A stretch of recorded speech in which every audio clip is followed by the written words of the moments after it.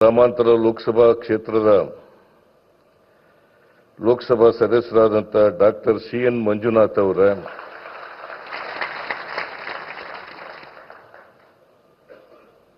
ಭಾರತೀಯ ಜನತಾ ಪಕ್ಷದ ರಾಜ್ಯ ಅಧ್ಯಕ್ಷರಾದಂಥ ಶಾಸಕರು ಆದಂಥ ಶ್ರೀ ವಿಜಯೇಂದ್ರ ಅವರ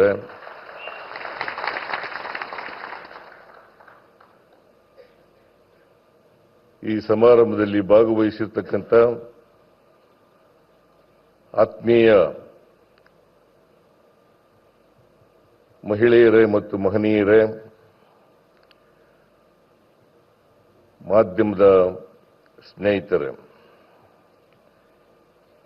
ನಾನು ಮೊದಲಿಗೆ ಕರ್ನಾಟಕ ಸರ್ಕಾರದ ವತಿಯಿಂದ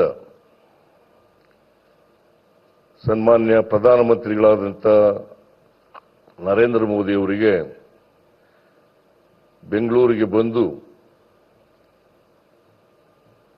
ರೈಲ್ವೆ ಹಳದಿ ಮಾರ್ಗ ಮತ್ತು ಮೆಟ್ರೋ ರೈಲ್ 3ನೇ ಹಂತದ ಉದ್ಘಾಟನೆ ಶಂಕುಸ್ಥಾಪನೆ ಇದನ್ನು ನೆರವೇರಿಸಲಿಕ್ಕೆ ಬಂದಿರತಕ್ಕಂಥ ಸನ್ಮಾನ್ಯ ನರೇಂದ್ರ ಮೋದಿ ಅವರಿಗೆ ಸ್ವಾಗತವನ್ನ 7 ಕೋಟಿ ಕನ್ನಡಿಗರ ಪರವಾಗಿ ಬಯಸುತ್ತೇನೆ.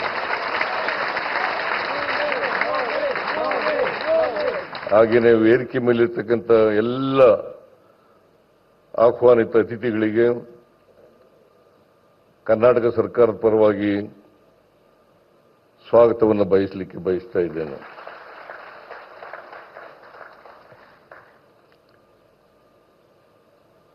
ರಾಷ್ಟ್ರದ ಪ್ರಧಾನಿಗಳಾದಂಥ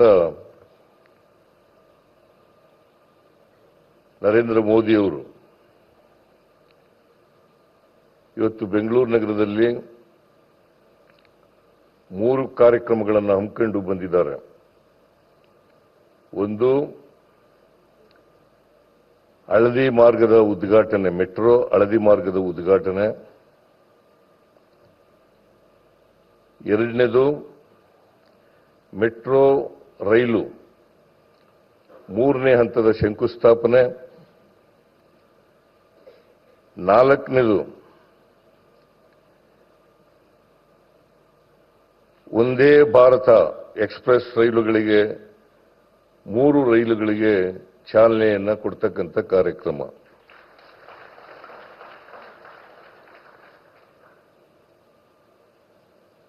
ಈ 3 ಕಾರ್ಯಕ್ರಮಗಳಿಗೆ ಇವತ್ತು ಬೆಂಗಳೂರು ಬಂದು ಆ ಕಾರ್ಯಕ್ರಮದಲ್ಲಿ ಭಾಗವಹಿಸಿ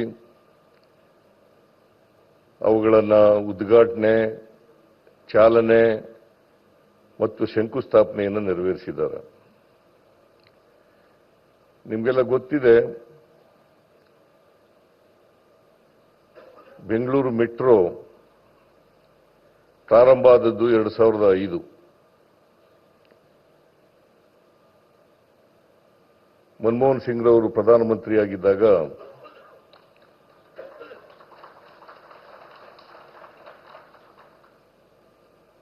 ಬೆಂಗಳೂರು ಮೆಟ್ರೋವನ್ನು ಪ್ರಾರಂಭ ಮಾಡಿದರು. ಇದು ಕೇಂದ್ರ ಸರ್ಕಾರ ಮತ್ತು ರಾಜ್ಯ ಸರ್ಕಾರಗಳ ಸಹಯೋಗದೊಡನೆ ನಡೀತಾ ಇರತಕ್ಕಂಥ ಯೋಜನೆ.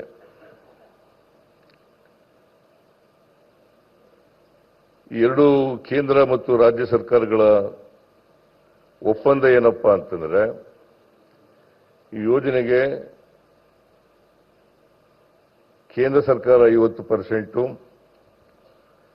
ರಾಜ್ಯ ಸರ್ಕಾರ 50%,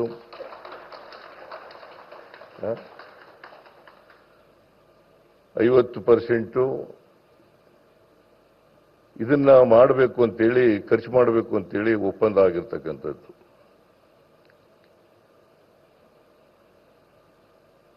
ಆದರೆ ನಿಮಗೆ ತಿಳಿಸಬೇಕು ಅಂತಂದ್ರೆ,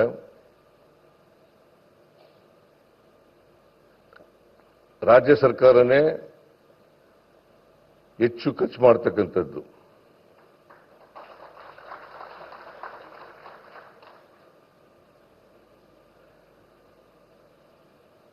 ಕೇಂದ್ರ ಸರ್ಕಾರ ತಾಂತ್ರಿಕ ನೆರವು ಮತ್ತು ಹಣಕಾಸಿನ ನೆರವನ್ನು ಸಹಾಯ ಮಾಡುತ್ತದೆ. ಹಾಗಾಗಿ ಇದು ಕೇಂದ್ರ ಮತ್ತು ರಾಜ್ಯ ಸರ್ಕಾರಗಳ ಜಂಟಿ ಕಾರ್ಯಕ್ರಮ ಅಂತಕ್ಕಂಥದ್ದು ಬಹಳ ಮುಖ್ಯ ಅಂತಕ್ಕಂಥ ಮಾತುಗಳನ್ನು ಹೇಳಲಿಕ್ಕೆ ಬಯಸ್ತಾ ಇದ್ದೇನೆ.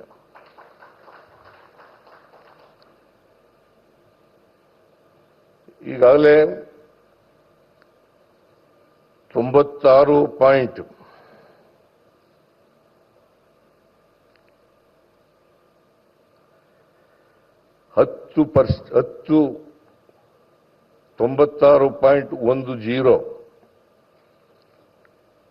ಇಷ್ಟು ಉದ್ದದ ರೈಲ್ವೆ ಮೆಟ್ರೋ ರೈಲ್ವೆ ಕೆಲಸ ಮುಗಿದಿದೆ.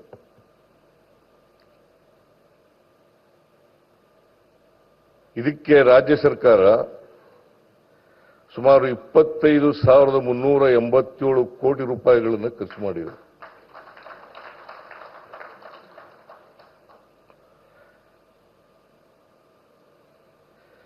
ಕೇಂದ್ರ ಸರ್ಕಾರ ಖರ್ಚು ಮಾಡಿರ್ತಕ್ಕಂಥದ್ದು 7,468.86 ಕೋಟಿ ರೂಪಾಯಿಗಳನ್ನು ಮಾತ್ರ. ಆದರೆ ಕೇಂದ್ರ ಸರ್ಕಾರ ಸಾಲ ಕೊಡ್ತದೆ, ಈಕ್ವಿಟಿ ಇಟ್ಟಿದ್ದಾರೆ, ನಾವು ಸಾಲ ಬಡ್ಡಿ ಸಮೇತವಾಗಿ ವಾಪಸ್ ಕೊಡಬೇಕು. ಇಲ್ಲಿವರೆಗೆ 3,987 ಕೋಟಿ ರೂಪಾಯಿಗಳನ್ನು ಮರುಪಾವತಿ ಮಾಡಿದ್ದೇವೆ.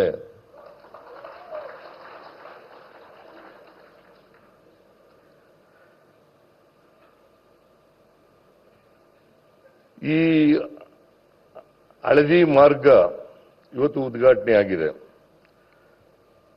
ಸುಮಾರು ಇದರ ಉದ್ದ 19.15 ಕಿಲೋಮೀಟರ್. 19.15 ಕಿಲೋಮೀಟರ್. ಇದಕ್ಕೆ ತಗಲಿರ್ತಕ್ಕಂಥ ಖರ್ಚು 7,160 ಕೋಟಿ ರೂಪಾಯಿಗಳು. 7,160 ಕೋಟಿ ರೂಪಾಯಿಗಳು.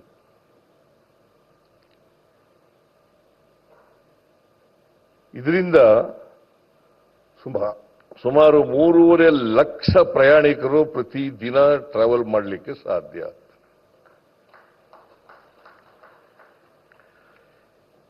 ಇಲ್ಲಿವರೆಗೆ ಮೆಟ್ರೋ ಟ್ರೈನ್ನಲ್ಲಿ ಸುಮಾರು 9 ಲಕ್ಷ ಪ್ರಯಾಣಿಕರು ಪ್ರತಿದಿನ ಪ್ರಯಾಣ ಮಾಡ್ತಾ ಇದ್ದಾರೆ. 9 ಲಕ್ಷ. ಈ ಹಳದಿ ಲೇನು ಇವತ್ತು ಏನು ಉದ್ಘಾಟನೆ ಆಗಿದೆ, ಇದು ಸೇರ್ಕೊಂಡ್ರೆ 12.5 ಲಕ್ಷ ಪ್ರಯಾಣಿಕರು ಮೆಟ್ರೋನಲ್ಲಿ ಹೋಗ್ಲಿಕ್ಕೆ, ಪ್ರಯಾಣ ಮಾಡಲಿಕ್ಕೆ ಸಾಧ್ಯ ಆಗ್ತದೆ. ಇದರ ಉದ್ದೇಶ ಏನಪ್ಪಾ ಅಂತಂದ್ರೆ, ಬೆಂಗಳೂರು ನಗರ ಬಹಳ ವೇಗವಾಗಿ ಬೆಳೀತಾ ಇರತಕ್ಕಂಥ ನಗರಗಳಲ್ಲಿ ಒಂದು. ಈ ನಗರದಲ್ಲಿ ಟ್ರಾಫಿಕ್ ಬಹಳ ಜಾಸ್ತಿ ಇದೆ. ಈ ಟ್ರಾಫಿಕ್ ಅನ್ನ ಕಡಿಮೆ ಮಾಡಲಿಕ್ಕೋಸ್ಕರವಾಗಿ ಹೆಚ್ಚು ಜನರು ಮೆಟ್ರೋ ರೈಲ್ನಲ್ಲಿ ಪ್ರಯಾಣ ಮಾಡಲಿ ಅಂತೇಳಿ ಈ ಮೆಟ್ರೋವನ್ನ ನಾವು ಯೋಜನೆಯನ್ನ ಜಾರಿಗೆ ತರ್ತಾ ಇರ್ತಕ್ಕಂಥ ಕೆಲಸವನ್ನು ಮಾಡ್ತಾ ಇದ್ದೀವಿ. ಇದನ್ನ ಹಳದಿ ಮಾರ್ಗ ಉದ್ಘಾಟನೆ ಆಗಿದೆಯಲ್ಲ, ಇದರಿಂದ ನಮಗೆ ಟ್ರಾಫಿಕ್ ಸ್ವಲ್ಪ ಕಡಿಮೆ ಆಗ್ತದೆ. 2030ನೇ ಇಸ್ವಿಗೆ 220 ಕಿಲೋಮೀಟರ್ ಉದ್ದದ ಮೆಟ್ರೋವನ್ನ ಮಾಡಬೇಕು ಅಂತಕ್ಕಂಥದ್ದು ನಮ್ಮ ಕೇಂದ್ರ ಸರ್ಕಾರದ ಉದ್ದೇಶ. ಅದು ಆದರೆ 30 ಲಕ್ಷ ಪ್ರಯಾಣಿಕರು ಪ್ರತಿದಿನ ಮೆಟ್ರೋ ರೈಲ್ನಲ್ಲಿ ಪ್ರಯಾಣ ಮಾಡಲಿಕ್ಕೆ ಸಾಧ್ಯ ಆಗ್ತದೆ. ಈಗಾಗಲೇ ನಾವು 1, 2, 2A, 2B ಇವುಗಳನ್ನು ಮುಗಿಸ್ತಾ ಬಂದಿದ್ದೀವಿ.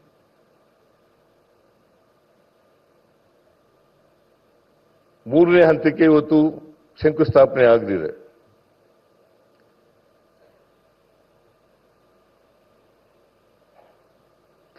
ಎ ಯೋಜನೆಗೆ ಕೂಡ DPR ರೆಡಿಯಾಗಿದೆ. ಕೇಂದ್ರ ಸರ್ಕಾರಕ್ಕೆ ಕಳಿಸಿಕೊಟ್ಟಿದ್ದೀವಿ ನಾವು. ಅದಕ್ಕೆ ಅನುಮೋದನೆಯನ್ನು ಕೊಟ್ಟರೆ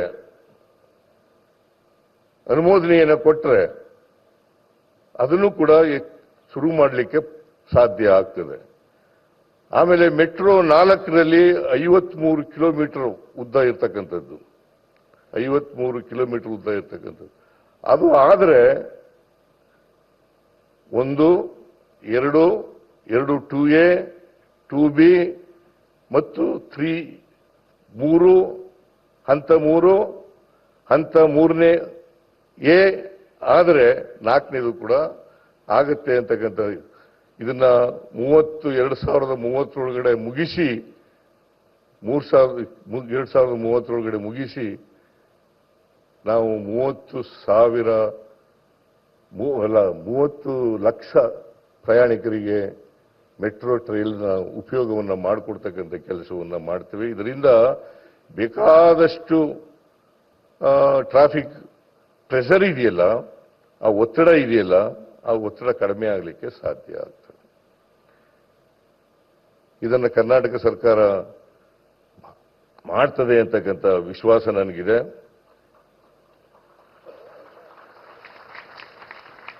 ಆಮೇಲೆ ಇವತ್ತು ಇದೇ ಸಂದರ್ಭದಲ್ಲಿ ಬೆಂಗಳೂರಿಂದ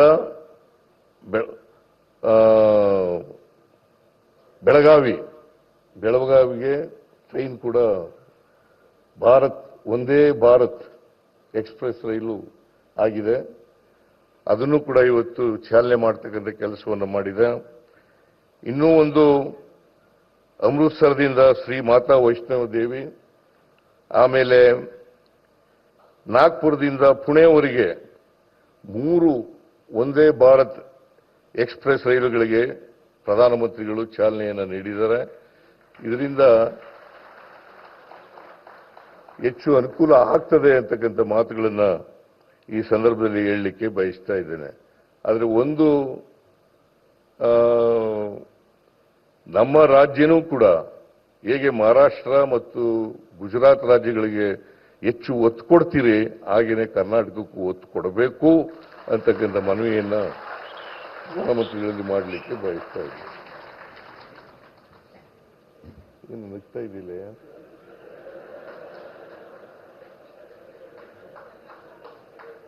ಅಂತ ಹೇಳಿ